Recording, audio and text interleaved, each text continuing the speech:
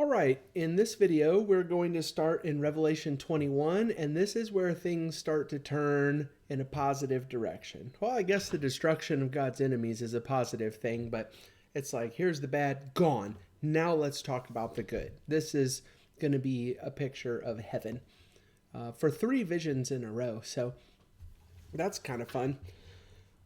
Let's do this. I'm going to probably make this 3 shorter videos because it's either going to be one really long video or 3 shorter videos, and I'd rather you have the option of breaking it up. So let's go ahead and start with that. In chapter 21, I'm going to take this down through verse 8. So it starts, I think you already have this done. 21, then I saw, there's our vision, but you can go a little bit farther with that, and you can say what the vision is. I saw a new heaven and a new earth, for the first heaven and the first earth had passed away, and the sea was no more. So I want to do something with that real quick. I don't think that I have done it. Oh, I don't know. I don't remember if we did this together or if I just went ahead and wrote it in my notes anyway, but here's what mine looks like. If I can just show you the Bible here real quick. Then I saw a new heaven and a new earth. That's our number, oh, my camera won't reach all the way across my Bible. 5. Number 5 of 7. And then there's 2. The Isaiah 65 passage is really important. I also think the 2 Peter 3 passage goes with this, but the Isaiah 65 is where this idea comes from. And so let's look at this real quick. Isaiah 65 in verse 17. For behold, well, look at the heading. Look at the heading in the ESV, new heavens and a new earth. For behold, I create new heavens and a new earth. The former things shall not be remembered or come into mind. And then it says something that we're going to see here in just a minute. But be glad and rejoice forever in that which I create. For behold, I create Jerusalem to be a joy and her people to be a gladness. I will rejoice in Jerusalem and be glad in my people. And no more shall be heard in it the sound of weeping, the cry of distress. No more shall there be in it an infant who lives but a few days, or an old man who does not fill out his days? For the young man shall die 100 years old, and the sinner 100 years old shall be accursed. So there's the curse. We'll talk about the curse in just a little bit. They're going to build all the blessings. This is good stuff. Let's go to 2 Peter chapter 3. This is what we are doing as Christians. We're waiting for and hastening the coming of the day of God, because of which the heavens will be set on fire and dissolved, and the heavenly bodies will melt as they burn. But according to his promise, we are waiting for new heavens and a new earth in which righteousness dwells. So this current creation, not just the stuff around us, this world, the earth as we see it, but also the heavens. We would call that the universe, everything. All of God's creation has been corrupted and polluted with sin. And so there is a day coming where it will all be destroyed and wiped out, and God's going to create a new heavens and a new earth. That's what he's been talking about from the time of Isaiah. If you go down to verse 2, it says, and I saw. You probably don't need to write this just yet. Look, I did in my Bible, but you might hold off and think about it. And I saw the holy city, the new Jerusalem, coming down out of heaven from God, prepared as a bride adorned for her husband. And the reason why I'm interested in that bride, the city, the new Jerusalem as a bride coming down out of heaven prepared, is because we've been talking about the prostitute who horses around and messes around with the beast, the sea beast, the land beast is a part of the dragon's kingdom. And so the dragon and the beast have the prostitute. God and his people have the bride, the New Jerusalem. And so it's this picture of competing cities. We're going to talk more about this bride. So you might not want to write it right there, or go ahead and write it right there. I don't think you can really write it too many times in your Bible. But for the rest of this text, all the way down to verse 8, there really are just two main points that I want to look at. And one is good, green. It's the idea of, hey, let's make sure you're on the right side of this, because this is what we want. And then there's the red side of this, the bad side of this, that let's make sure that we're not on the bad side of this. And so as we get ready to read, let me show you how I've done it. I don't think I can do this in my electronic Bible, but with my print Bible, I just took a green line down the side, because there's no way I'm going to highlight this entire thing green. But when I look at this, I'm like, okay, here's the good stuff. This is what we want. This is the good stuff. And I'll flip the page, and I'll do it one time.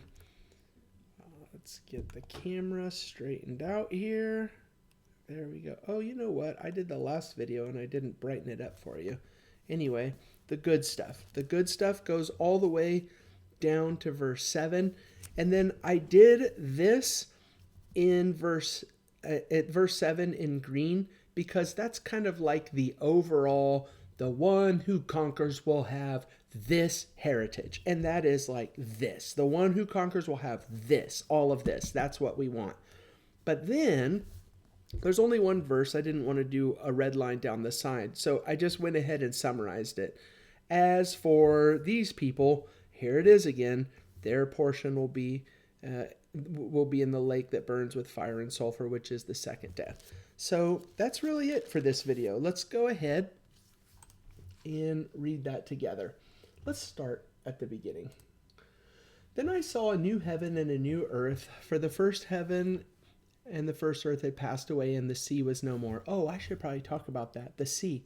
Remember, the sea is not a good place in the Bible. We talked about that in Revelation chapter 13, where the beast comes up out of the sea. And we talked about how the sea is not a good place in the Bible. The sea is no more. Verse 2, I saw the holy city, the New Jerusalem, coming down out of heaven from God, prepared as a bride adorned for her husband. That's the opposite of the prostitute. And I heard a loud voice from the throne saying, Behold, the dwelling place of God is with man. Remember, presence, peace, provision. Here's the presence. God is there. He is actually there in this place where we go. Dwelling place of God is with man. He will dwell with them, and they will be his people, and God himself will be with them as their God. He will wipe away every tear from their eyes. Death shall be no more.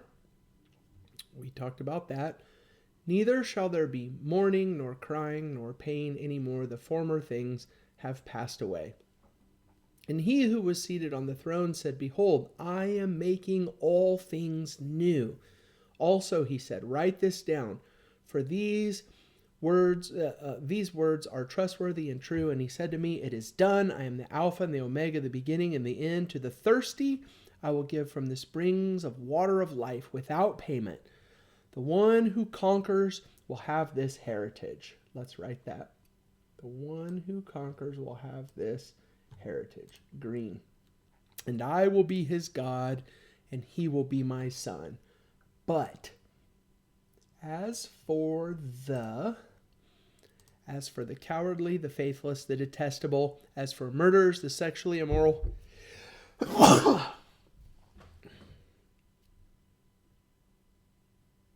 maybe not, sexually immoral, sorcerers, idolaters, and all liars, their portion will be in the lake that burns with fire and sulfur. Do you want to do which is the second death? I don't remember. Let me look at that. Into the lake of fire.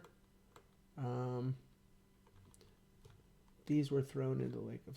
I don't think we did the second death in any of the past examples. So let's not. I like to keep it consistent if I can. Where am I? I'm lost here. Here we go. Chapter 21 and verse 8. Their portion will be in the lake that burns with fire and sulfur. Red, which is the second death. You don't want that. So that's going to be vision number 5. Let me make sure that I haven't left anything out. I do want to say one last thing about this. I think that we're going to spend an entire video talking about this, so I don't want to go too far down this road, but do you remember this? The one who conquers? Do you remember that's the way that each one of the 7 letters to the 7 churches in chapters 2 and 3 ended? To the one who conquers, I will do this good thing.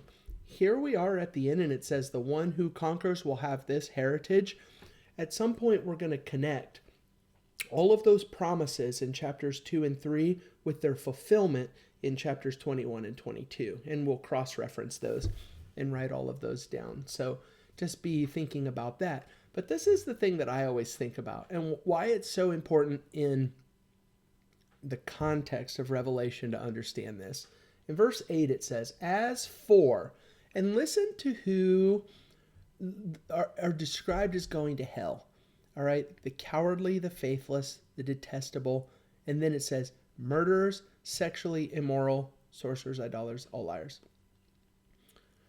If you were making this list, would you have listed cowardly, faithless, and detestable before you mention murderers and sexually immoral people? Probably not. Like, murderers is always going to be at the very top of our list, the first thing that we say. But remember, bring it into the context of Revelation. And you remember that really long quote that we read that described what it was like to live as a Christian in this first century context that we're talking about. And it was a whole bunch of stuff like, well, I've got it right here at the very end of my Bible. Citizens of both upper and lower classes were required by local law enforcement to sacrifice to the emperor on various special occasions. There's something at the very end. It says, it was almost impossible to have a share in a city's public life without also having a part in some aspect of the imperial cult. And so Revelation is saying, you're either going to worship the unholy Trinity or you're going to worship the Holy Trinity, God. You're going to be on one side of this thing. And those letters that were written in chapter 2 or 3, some of them had to do with compromise. Well, we know that these aren't real gods and we're not really sacrificing to them. We're just going to burn a stick of incense to the emperor and go along to get along so we can keep our jobs and our lives and our families and move on with our lives. And this letter is to say, no, if you are a Christian, you are all in on service to Jesus, and you're not going to worship other things, not even in a pretend way, false teachers, false doctrines. We're not going to do that. We're not going to compromise with the world. And so when you think about that in the context of this letter, in verse 8, look at the very first group of people who are not going to go to heaven, the cowardly. Those who are too afraid to stand up and to do the right thing. And the faithless, those who have broken faith with Jesus and gone another way. And the detestable, I think, is a description of that group of people. It just makes me think, I know that we've already talked about this, but it just makes me think, about on Twitter, one of the big conversations on Twitter lately has been, if you are a Christian and somebody in your friend group or somebody in your family is gay and they get married, can a Christian go to a gay person's wedding?